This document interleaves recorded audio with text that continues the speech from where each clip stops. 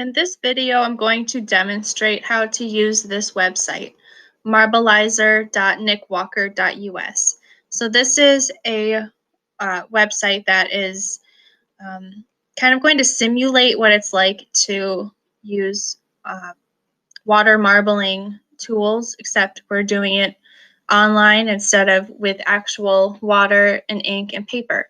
So this is created, it must have been created by a person named Nick Walker, because his name is in the website. There's a few tools over here on the right, and I'll go through what they do. So it automatically is on the ink drop, so this big circle. And what that does is drops some circles of color. And if you put them next to each other, you'll notice that they move and change shape a little bit. So that circle kind of got squished into an oval shape. So the pink background on here is simulating that water mixture. Now in water marbling, it's not just water, because if you just drip ink on water, the water is going to take that color and change color. It's going to absorb the color. So in watercolor or in water marbling, water paper marbling, they have to mix the water with a special chemical that kind of makes it gelatinous, it's kind of like a gelatin that they put in there. Sometimes they use like a seaweed mixture, because something in seaweed kind of turns the water mixture more thick. It kind of just thickens the water a little bit. So I was automatically on this red color down here. You'll notice that there's other colors to choose from. Right now, though, my computer is at 100% magnification, and it's cutting off some of the extra colors down here. So one easy way to change the magnification setting, because I want it to be a little bit shrunk, a little bit less magnified, I'm going to press these two buttons at the same time. So first I'm going to press Control. On your keyboard it says CTRL. It's down on the bottom left. So press that. At the same time, I'm going to press the minus button. That's kind of on the top right. It's next to the plus sign, kind of nearby the backspace. So I'm pressing Control at the same time as the minus sign. Now that those colors have shown up. So it also made my screen a little bit bigger. I've got a little bit more space to work with. So I'm going to fill this up with some more, this red. And I think I'm ready to select a new color. Go with yellow. And I'll show you another tool. So this one's called Spatter. So this would be like if you had two paintbrushes. One of them had yellow paint, and then the other one you're holding it and you're tapping it like you're tapping two drumsticks together. And this is, I'm going to hold it. I'm holding it, clicked and held it, and it's spattering this yellow paint all around. So if I let go, of course, it will stop spattering the yellow paint. I'm trying to fill this up with a lot of color, because after playing around with this website a little bit, I noticed that the more colors you have on here, the cooler the artwork looks at the end. So I'm trying to put as much paint on here as I can. So try to fill up your space. If I click on the square that's behind or beneath, changes the background color. It makes sense because that square is in the background of the other square. So right now it's blue. I can change it back to, I think it was like this pink color before. I'm going to go back to blue though.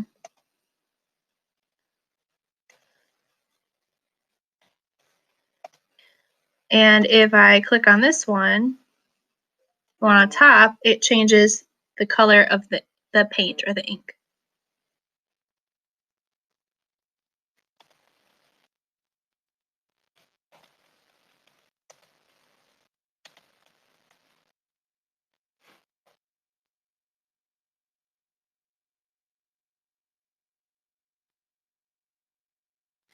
All right, so I think I've got kind of enough paint on here. For some reason, it's not allowing me to go back to this. Oh, there we go. All right, so I liked having the blue color because it added a little bit of contrast. I think I've got probably enough paint on here to get started. One other technique you can try is to put colors inside of colors on the circle. So I'm going to use the ink drop tool, and I think I can make this a little bit smaller too.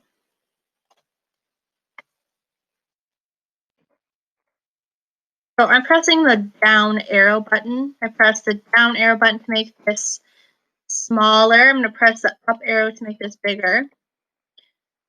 And I'm going to put one dot inside of some of these circles. So I'm trying to put dots inside of the circles, and I'll use some different colors to show you kind of what happens with that.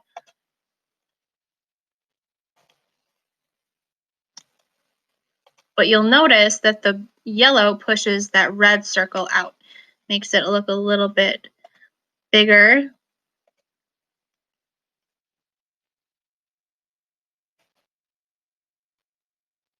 Do that with the blue a little bit. This website doesn't have very many tools, so it should be pretty user-friendly. That means it's not too difficult to kind of play around with and figure out. So far we've talked about how to put just dots of color, how to put many spatters of color, and how to change colors of the paint and the background. These other tools are the rake tools. So these are the tools that you would put in the water to stir some of the paint around. This one is 3 arrows going in a straight line called a tine line. Right now there's 3 of them. If you press the left and right arrow, so I'm pressing the right arrow, the arrow that's adding more tines. You can see that it's adding some on the sides of it. Then I can rake several lines at once. So I'm clicking and dragging how far it will go down.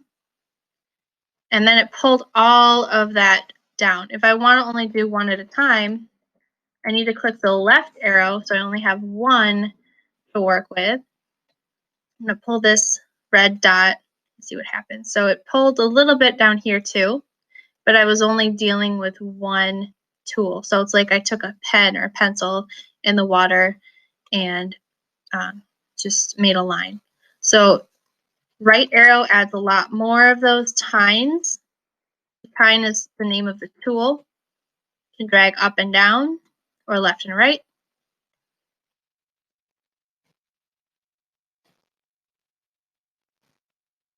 And I think the farther you go, the farther you drag, so making a long drag, the farther you go, the more dramatic it's going to be. This one, this tool over here, the wavy line, let's see what that does. I'm going to drag it down, and it looks like it's going to just kind of make more of a wiggle going down.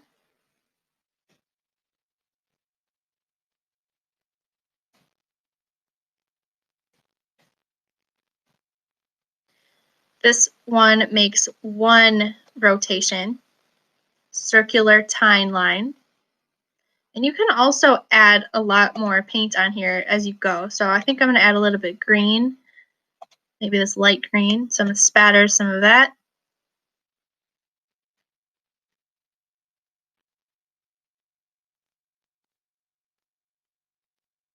I'll try these circular ones. So one rotation of the circular tine line.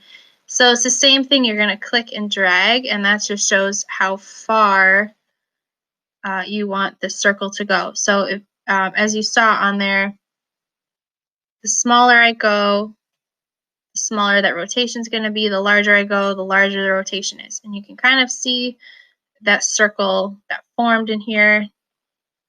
So you can do that all over if you want to. But there is another tool I haven't even gone over yet. This one is the vortex. So I think this one is going to make a lot of different curvy lines, and that was a way more dramatic spiral. So this one just looks like it makes some more dramatic spirals on your paper or on your computer.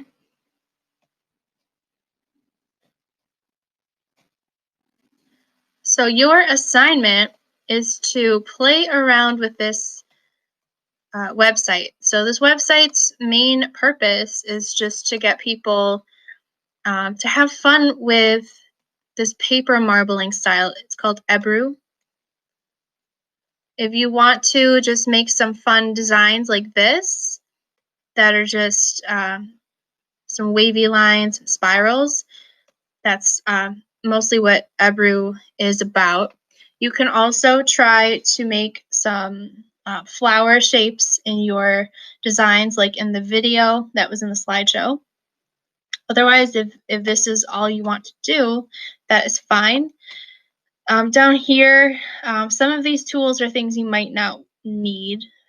This one, I don't think you're going to need this at all. This is just the coding for the website. So this is where that technology integration comes in, because this is the coding for how this machine works. So don't mess with that. You don't need that one. This one is to save your image. So click it, and it looks like it kind of took a picture of it. Let's see here. I think it just saved it. It's because I can't click on it or anything. And then you can, I double clicked on it. I'm going to save it. And you can change it to your name in Ebru. So Miss Newman Ebru.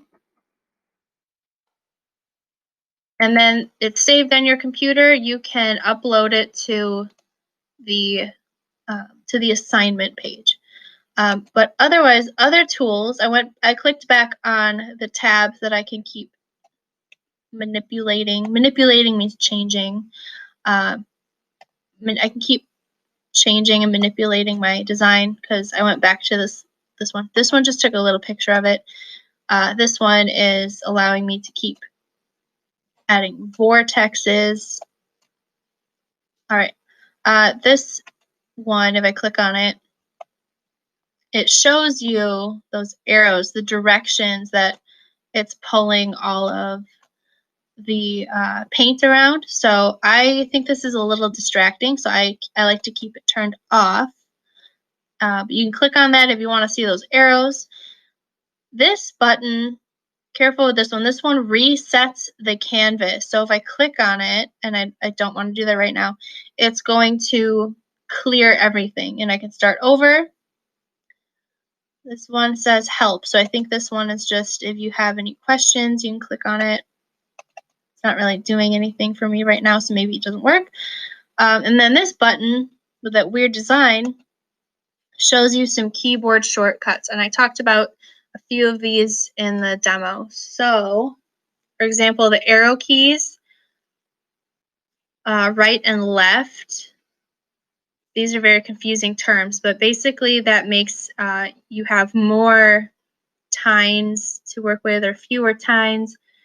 And up and down is to increase the size of something or to decrease the size of something. So up would be adding a larger space.